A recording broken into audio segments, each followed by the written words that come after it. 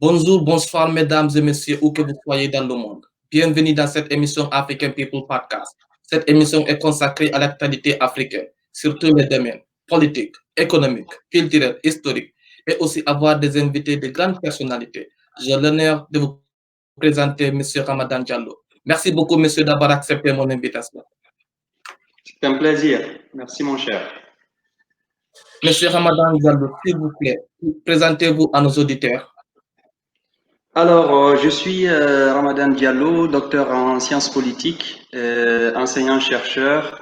Je suis aussi spécialiste des questions de démocratisation et d'enjeux identitaires en Afrique, avec la Guinée comme cas de spécialité.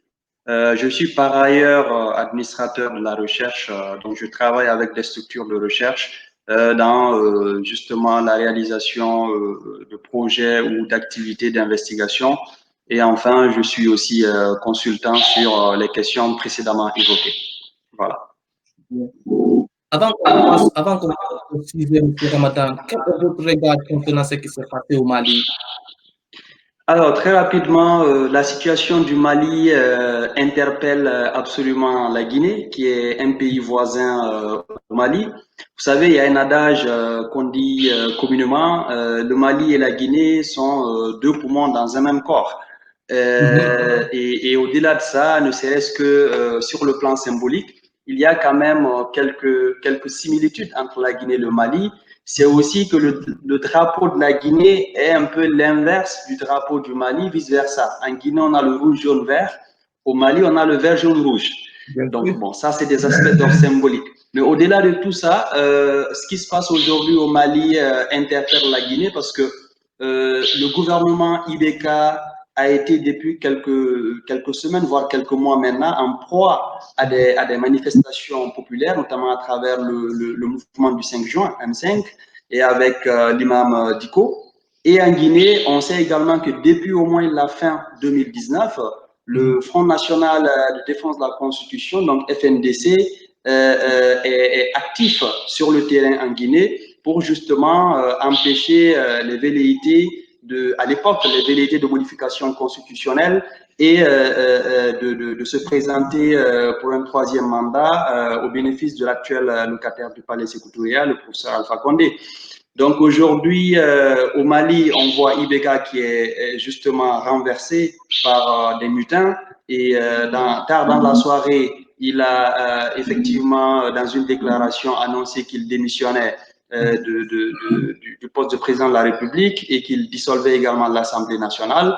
Aujourd'hui, tous les regards sont tournés vers l'avenir du Mali, parce que pour moi, en fait, le plus important n'est pas absolument le fait de remplacer un gouvernement par un autre. Comme on le dit, il est plus facile de renverser un gouvernement que de le remplacer.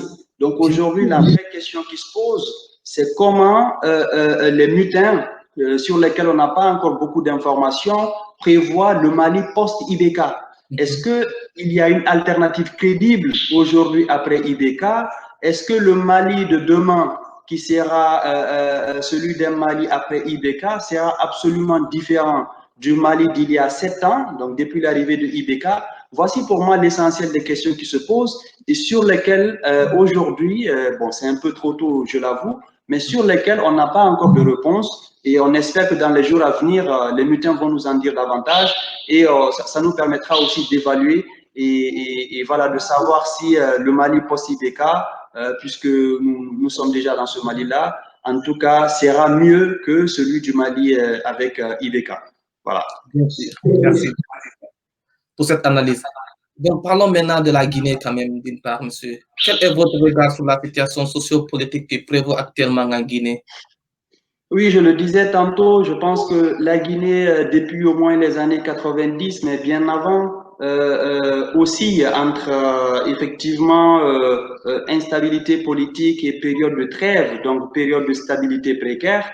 On va pas dire que le pays est resté longuement dans des crises, mais aujourd'hui, la Guinée ressemble un peu à un pays qui est en train de se chercher. Parce que sur le plan politique et de la gouvernance, on assiste à des instabilités et à des crises périodiques. Depuis 2010 jusqu'à aujourd'hui, on peut compter le nombre d'accords qu'il y a eu. Il y en a pas mal. À l'approche de chaque élection, on assiste également à un climat assez délétère, à un climat politique assez tendu, une atmosphère de chaos parfois qui a tendance à régner en Guinée. Et là, depuis 2019 au moins, on sait que la stabilité politique en Guinée est devenue de plus en plus précaire et le tissu social semble plus que jamais fracturé. Et donc, face à cette situation, on a également, sur le plan économique, des indicateurs qui ne sont pas très favorables. Les populations sont dans des conditions, au moins pour une bonne partie, dans des conditions assez difficiles, assez précaires. Et donc, tout cela indique que les signaux ne sont pas vraiment très favorables aujourd'hui en Guinée, que ce soit sur le plan de la stabilité politique et sociale ou encore sur le plan économique, bien qu'il y ait aujourd'hui des réformes d'ordre structurel qui quand même laissent apparaître des indicateurs sur le plan macroéconomique qu'on peut saluer, mais d'une manière générale, en termes de coût de la vie, de pouvoir d'achat des populations, de réalisation d'infrastructures dans certains milieux, il faut dire que les besoins sont encore et les demandes sont encore très énormes aujourd'hui en Guinée. Bien. Donc, comme vous l'avez si bien mentionné, depuis 1990, vous savez que la Guinée a rejoint le club des démocraties. Donc, peut-on dire aujourd'hui que la Guinée est une vraie démocratie? Alors, dire que la Guinée est une vraie démocratie ou pas une vraie démocratie, c'est vrai que c'est une question de jugement de valeur, mais il faut quand même savoir que entre 1958 et au moins aujourd'hui, il y a eu une rupture fondamentale à partir de 1984, puisque de 58 à 84, on avait un système dirigiste d'inspiration marxiste-léniniste, donc avec le premier régime et le président Sékou Touré. À partir de 84 jusqu'en 90, voire 12, il y a une transition qui est amorcée, qui a permis donc à la Guinée de passer d'un système dirigiste vers un système libéral, que ce soit sur le plan politique ou encore sur le plan donc économique. Et là, il faut dire que la rupture, elle est idéologique, elle est philosophique, et c'est une rupture aussi institutionnelle, puisque les institutions guinéennes qui voient le jour à partir de 1990 avec la loi fondamentale, puis tout l'arsenal juridique qui est mis en place par la suite, ainsi que les institutions, indiquent bien qu'il y a une rupture et que la Guinée adhère désormais dans le club des démocraties libérales. Mais dans les faits, qu'en est-il? Dans les faits, lorsqu'on observe, il est difficile de qualifier la Guinée d'une véritable démocratie, en tout cas au sens libéral, une démocratie qui est dans les faits compatible avec la démocratie donc qui est annoncée dans les textes. Il y a bien sûr des élections, il y a eu plusieurs élections depuis 90 jusqu'à aujourd'hui, qui est l'un des indicateurs pour qualifier un État ou un système de démocratique. Mais sur les autres aspects, les conditions d'organisation, le déroulement de ces élections, la légitimité que les personnes qui ont été élues sur la base de ces élections en retirent, ou encore en matière des droits humains, des droits et libertés en Guinée, sur l'ensemble de ces questions, de dire que la Guinée est vraiment une démocratie. Elle va plutôt ressembler à une sorte d'oclocratie, comme je le disais il y a quelques jours sur les réseaux sociaux. C'est une forme en fait de régime politique dans lequel on n'a pas le peuple en tant qu'agencement d'individus rationnels, ouverts, qui prend part aux décisions politiques et qui choisit de façon plus ou moins raisonnable et rationnelle des décideurs. On a plutôt en fait la populace, on a plutôt en fait des individus plus ou moins irrationnels qui sont en train de décider du sort de la République, donc du sort de la Guinée. Et à côté de cela, on a également tous les systèmes néopatrimoniaux ou tous les éléments liés au néopatrimonialisme, donc qui contribuent en tout cas à rendre la Guinée de moins en moins démocratique par rapport à ce qui est annoncé officiellement. Bien. Comme vous l'avez si mentionné, vous avez vu ça sur les réseaux sociaux, vous l'avez si bien dit, l'oligarchie, et vous avez expliqué ces mots. Qu'est-ce que vous voulez dire par rapport à ça, l'oligarchie, c'est-à-dire quelle est la définition de ça, de cela Pouvez-vous nous donner la définition de l'oligarchie et comment ça se déroule? Alors, l'oclocratie, hein, c'est vrai que le terme est un peu compliqué à prononcer. L'oclocratie, autant pour moi, c'est un peu. L'oclocratie. Voilà, autant pour moi. Donc, ce concept, en fait, est un concept quand même en histoire des idées politiques qui ne date pas d'aujourd'hui, qui date d'il y a très longtemps, depuis au moins la Grèce antique, et donc qui permet de décrire des systèmes politiques dans lesquels on n'a pas un peuple au sens rationnel, ensemble d'individus, comme je le disais, qui agissent dans l'espace public et politique de façon plus ou moins raisonnable, en connaissant les enjeux, en choisissant les potentiels dirigeants sur la base d'enjeux réels, sur la base d'enjeux républicains, mais on est plutôt dans le système oclocratique, en face d'individus qui ne mettent pas suffisamment en avant leur caractère rationnel et raisonnable, parfois qui en sont, pour abuser, qui en sont vraiment dépourvus, des individus qui ne maîtrisent pas les enjeux réels de la République, l'avenir de la nation, les questions de développement et de prospérité. Donc, c'est des individus qui agissent en fonction de leurs émotions et parfois qui sont manipulés par l'élite politique et qui regardent des intérêts vraiment assez mesquins, assez égoïstes et assez immédiats et qui sont finalement assujettis à leurs émotions et à leur, pour exagérer peut-être du terme, à leur pulsion en matière politique. Donc, c'est vraiment la différence fondamentale. C'est un système dans lequel on a le peuple, bien sûr, mais ce n'est pas un peuple raisonnable. Ce n'est pas un peuple qui met en avant les intérêts de la République. C'est un ensemble d'individus ou des groupes d'individus qui mettent en avant les intérêts égoïstes propres à ces groupes ou des intérêts purement irrationnels qui ne contribuent pas en fait à sauvegarder le bien commun, donc à sauvegarder l'intérêt général et à sauvegarder la République. Bien. Donc, quelles sont les principales difficultés que rencontre la Guinée dans sa démocratisation? Alors, aujourd'hui, on peut dire qu'il y en a plusieurs, mais pour aller plus vite et pour résumer, l'une des premières difficultés, de mon point de vue, en fait, est liée d'abord on va dire, au mimétisme. Le mimétisme institutionnel, c'est ce procédé par lequel, depuis les indépendances, même s'il y a eu un effort d'innovation lors du premier régime avec le président Ahmed Sékou Touré, il faut quand même reconnaître que, comme l'a écrit Bertrand Badi dans l'État en Afrique, l'État importé, pardon, ou l'occidentalisation de l'ordre politique, il explique bien que les États africains indépendants ont dès le début commencé à imiter les institutions, les textes, les constitutions, les lois, les codes civils, etc., des anciennes puissances coloniales. Et même si le premier régime a essayé d'innover en rompant un peu avec les idées communistes à la base, on assiste quand même à une reprise fondamentale de la philosophie et des principes, par exemple, du communisme. Avec le libéralisme politique et économique qui émerge à partir de 1990 en Guinée, l'article 1er, par exemple, de la Constitution de la Guinée, c'est quasiment à 80% une photocopie de l'article 1er de la Constitution française. Hein? C'est carrément la même chose. Si vous regardez les institutions politiques, les institutions administratives, la dénomination des ministères, c'est quasiment les mêmes éléments que ceux de la France.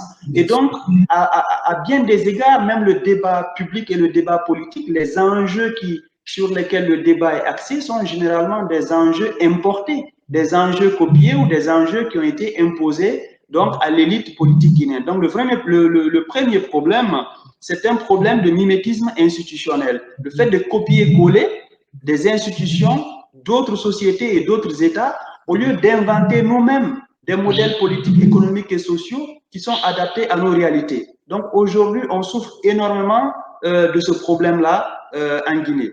Le deuxième problème ou difficulté majeure, c'est la problématique de la construction nationale. On est dans un modèle qu'on appelle le modèle de l'État-nation. Sauf que aujourd'hui, en Guinée, il est difficile de dire qu'il y a une nation guinéenne au vrai sens du terme, au sens sociologique du terme, quelle que soit la conception dans laquelle on se met, comme on dit traditionnellement, conception objective ou allemande ou conception subjective ou française de la nation. Dans aucune de ces conceptions et bien d'autres conceptions, on peut dire que la Guinée est une vraie nation aujourd'hui. Parce qu'une vraie nation, c'est la possibilité d'avoir quelque chose qui identifie les Guinéens, qui leur permet de se reconnaître au-delà de leurs différences, qui leur permet d'agir à travers cet élément commun, qu'il soit idéologique ou matériel, qui va au-delà des particularismes. Or, aujourd'hui, le Guinéen s'identifie beaucoup plus à son ethnie que par rapport à son appartenance à la Guinée. Le Guinéen s'identifie beaucoup plus à sa religion par rapport à son appartenance à la Guinée comme nation. Et donc ça, c'est un véritable problème parce que les Guinéens ont du mal à être unis par un ensemble de valeurs, un ensemble de principes, un ensemble de normes qui va au-delà de leur clivage traditionnel, que ce soit des clivages d'ordre ethnique, des clivages d'ordre religieux ou des clivages d'ordre traditionnel. Donc ça, c'est vraiment la deuxième difficulté majeure que je vois. Et enfin, l'une des toutes dernières difficultés aussi que je peux évoquer, c'est vraiment au niveau de l'élite politique, au niveau de la classe politique. On a du mal aujourd'hui à avoir une classe politique assez innovante, assez inventive et assez convaincante, assez légitime aux yeux des Guinéens. On a plutôt une classe politique qui joue ou qui travaille sur les particularismes des Guinéens. Une classe politique qui choisit généralement le chemin de la facilité plutôt que le chemin, on va dire, de l'innovation, le chemin de la difficulté. Par exemple, les partis politiques, au lieu de faire leur travail de sensibilisation, d'éducation politique des populations, on est en face de partis politiques qui jouent sur les divisions ethniques, les divisions communautaires, des partis politiques qui jouent sur la démagogie, des partis qui jouent sur le populisme. Donc, on a un problème lié à l'élite politique, à l'élite même intellectuelle, si on peut le dire, qui a la responsabilité de réinventer l'espace politique, qui a la responsabilité de réinventer, je dirais, la Guinée sous ses différents aspects. Bien. Maintenant, parlons de l'ethnie et de la politique. Donc, la question suivante est comment l'ethnicité se manifeste dans la vie politique guinéenne? Alors, l'ethnicité qui est un concept aussi beaucoup travaillé, ou les enjeux ethniques, le fait que les gens se replient sur leur ethnie, votent sur la base de leur appartenance ethnique, c'est une question qui n'est pas très nouvelle, qui a été beaucoup développée par d'autres, mais il faut reconnaître qu'en Guinée, il y a un ensemble de facteurs, un ensemble d'indicateurs, pardon, qui montre que l'ethnie est une réalité aujourd'hui en Guinée. Sur le plan politique, l'ethnicité, pardon, sur le plan politique est une réalité. Un premier élément illustratif, c'est par rapport à l'administration publique, par exemple, et l'armée. Chaque régime politique qui arrive au pouvoir essaie de réaménager les institutions politiques, administratives ou militaires en essayant de privilégier son groupe d'appartenance. Lorsqu'on prend par exemple le deuxième régime avec l'ensemble Conté, l'armée ou encore l'administration était plus ou moins dominée par, on va dire, des Guinéens de l'ethnie Soussou. Lorsqu'on prend aujourd'hui le régime avec le président Alpha Condé, il faut quand même reconnaître qu'il y a plus de Malinqués dans l'administration publique ou encore dans l'armée. Et ça, en fait, c'est un élément qui indique que l'ethnie ou l'ethnicité est présente en politique. Un autre élément, c'est lié aux partis politiques. Si vous prenez les résultats des élections depuis 2010 à aujourd'hui, l'essentiel des grands partis politiques ont toujours obtenu une bonne partie de leur voix, pour ne pas dire l'essentiel de leur voix, dans les régions ou les circonscriptions électorales dans lesquelles on a l'ethnie du leader ou des leaders qui est majoritaire.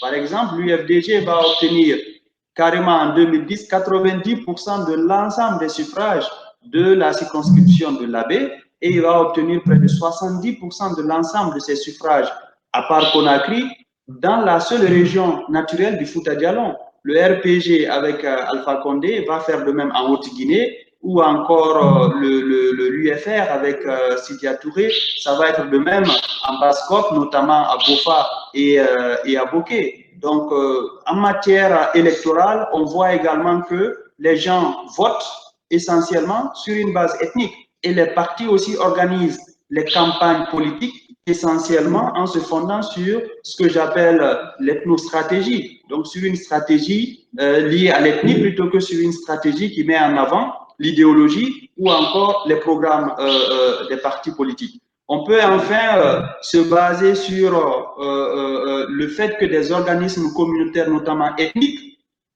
ont de plus en plus tendance à s'immiscer dans l'espace politique. On a ce qu'on appelle en Guinée les coordinations régionales. Ce sont des associations à caractère communautaire qui existent pour chaque région. On a par exemple la coordination Halpula pour le Fouta, on a la coordination Manding pour la Haute-Guinée, la coordination de la Guinée forestière, la Basse-Côte.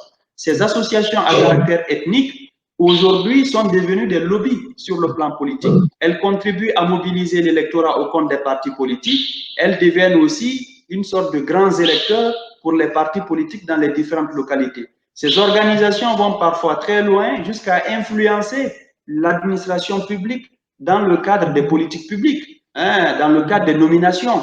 On a vu par exemple les coordinations régionales s'immiscer dans les processus de nomination, la coordination de la Haute-Guinée, qui a permis en fait à des cadres à un moment donné de ne pas perdre leur poste ou d'être rétablis dans leur poste après avoir été limogés par un décret présidentiel. Donc c'est dire que des associations à caractère ethnique existent dans l'espace politique, influencent les partis politiques et parfois sont manipulés par ces derniers, influencent l'administration publique jusqu'au plus haut sommet de l'État. Donc l'ensemble de ces éléments illustrent le fait que l'ethnie ou l'ethnicité est une réalité en politique en Guinée. Alors, qu'est-ce qui est le recours à l'appartenance ethnique par les acteurs politiques?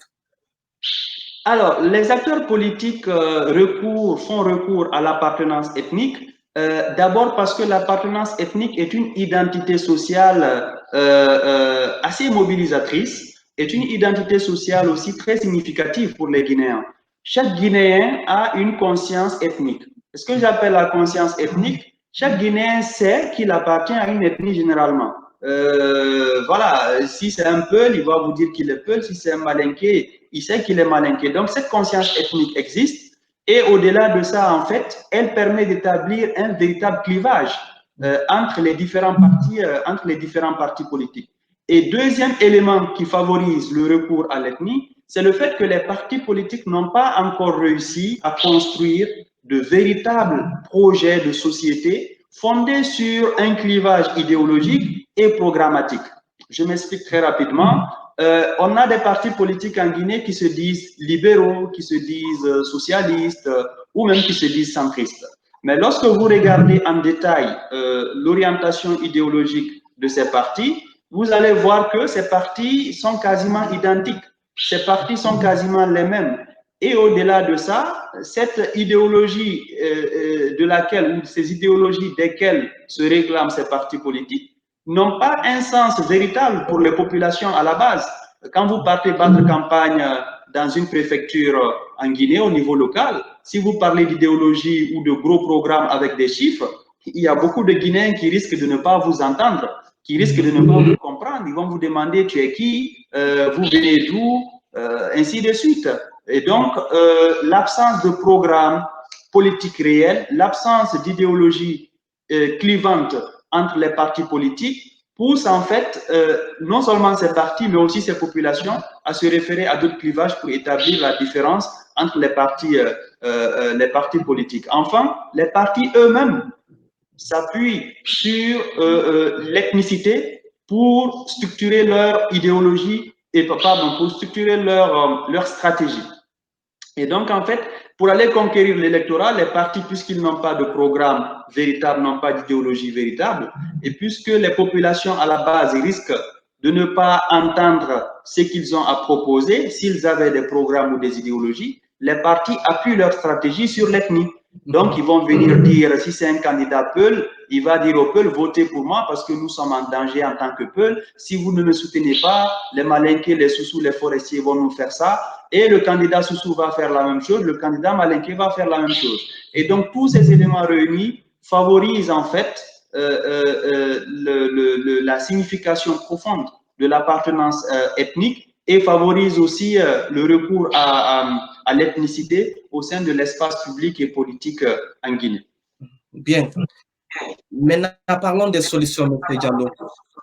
Quelles sont les pistes de solutions que vous pouvez proposer pour sortir des crises politiques en Guinée?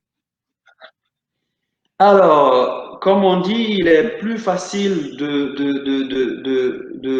d'expliquer ce qui se passe, d'en Oui, rechercher les causes, plutôt que de trouver les solutions. Mais je vais oui, m'y essayer sans toutefois prétendre avoir la recette, hein, avoir les solutions magiques pour les Guinéens, parce que ce serait vraiment très prétentieux. Mais je pense que toute recherche de solutions doit plus ou moins prendre en compte ces trois piliers que je m'en vais vous dégager. Donc, le premier pilier est une conséquence de ce que j'ai dit précédemment. C'est en fait l'émergence d'une élite politique assez innovante, assez responsable. Le deuxième pilier, c'est la réinvention des modèles politiques, économiques et socioculturels. Et le troisième pilier, c'est l'engagement pour la transformation et la réalisation de ces modèles. Pour commenter un peu, le premier pilier, qui est l'émergence d'une élite politique responsable, indique ceci. On a besoin d'une élite inventive. On a besoin d'une élite qui va sortir des sentiers battus, qui va cesser en fait de recycler les vieilles recettes et les vieilles méthodes, qui va à un moment donné s'engager à inventer, à innover et à créer. Aujourd'hui, il est tout à fait possible de créer ou de réinventer un modèle politique qui prenne bien sûr en compte les enjeux mondiaux actuels, la démocratie, les droits de l'homme, la mondialisation, qui prennent en compte les standards internationaux en matière politique. Mais au même moment, ces modèles peuvent s'appuyer sur les réalités sociologiques de la Guinée. C'est pas comme si, en fait, avant la colonisation, il n'y avait pas de structure politique. En Afrique, il y avait des structures politiques, il y avait. plus ou moins stables. Et aujourd'hui, tout modèle politique qu'on veut créer doit pouvoir intégrer ces structures, un ensemble de principes et de valeurs des structures politiques africaines précoloniales. Parce que c'est dans ces structures que les Guinéens se reconnaissent. Donc, l'invention doit prendre en compte ce que nous sommes, mais sans nous enfermer dans ce que nous sommes. Il faut s'appuyer sur notre identité et innover en essayant de s'inspirer de ce que d'autres ont fait aussi d'intéressant, mais sans seulement se contenter de reproduire ce que les autres ont fait. Aujourd'hui, il y a très peu d'inventions en Guinée et il n'y a pas de modèle alternatif sérieux qu'on peut vous proposer sur le plan politique, sur le plan économique ou sur le plan social. Sur le plan économique, on n'est pas obligé d'être des libéraux ou d'être des communistes. On peut inventer un modèle économique qui s'inspirent de ces modèles, mais qui prennent en compte des réalités propres en Guinée et qui permettent à la Guinée de prendre un raccourci. Vous voyez, si la Chine a réussi en fait Oui. à devenir aujourd'hui carrément la deuxième puissance économique, voire la première puissance économique, c'est parce que la Chine n'a pas attendu à ce que en fait le libéralisme pur et dur ou le communisme pur et dur soit appliqué en Chine.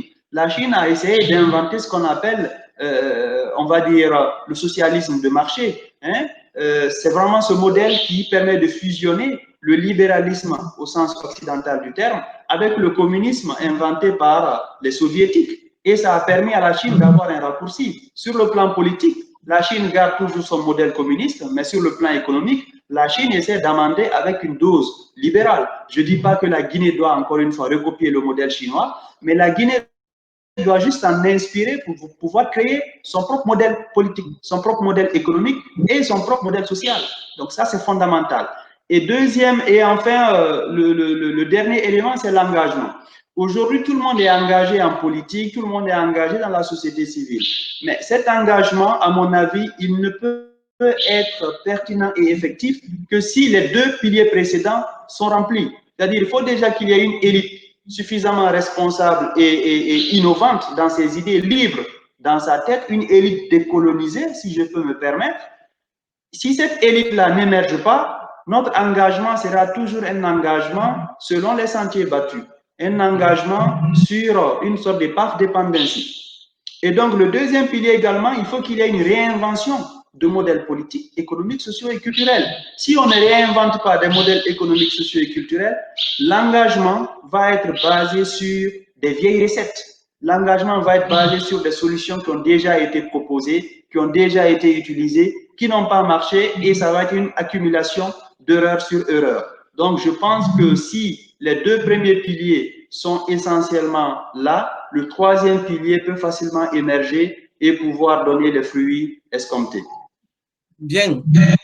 Donc, votre mot de la fin, M. Diallo? Alors, mon mot de la fin, c'est déjà de remercier votre structure African Podcast, mais aussi indiquer que ce qui arrive à la Guinée aujourd'hui est loin d'être une fatalité. C'est vraiment le fruit d'un processus historique, c'est le fruit, on va dire, d'enjeux sociaux. Et donc, si il y a une volonté réelle de réinventer la Guinée, de créer une Guinée nouvelle sur des bases solides, je pense que tout cela est possible. Et au regard d'un certain dynamisme, bien que assez timide aujourd'hui encore, auprès d'une certaine jeunesse guinéenne, je pense que l'espoir est permis et j'espère que dans les 5 voire 10 prochaines années, le visage de la Guinée va pouvoir changer et le visage de la Guinée sera celui d'une Guinée prospère, d'une Guinée référence, comme la Guinée l'a été donc en 1958, lorsqu'elle a toute seule, devant toutes les colonies françaises en Afrique, que ce soit en Afrique centrale ou en Afrique, en Afrique centrale et en Afrique occidentale, a osé à elle seule dire non à la toute puissante France colonisatrice de l'époque. Merci beaucoup, M. Diallo, d'avoir accepté mon invitation, monsieur. Je vous en prie, c'est un plaisir. Merci bien à vous et bon courage. Merci beaucoup. Merci beaucoup d'avoir écouté cette émission African People Podcast. N'oubliez pas de vous abonner sur mes comptes sociaux, Facebook, Instagram, Twitter, YouTube. Alors là, vous ne manquerez jamais une autre émission. Merci beaucoup. À la prochaine.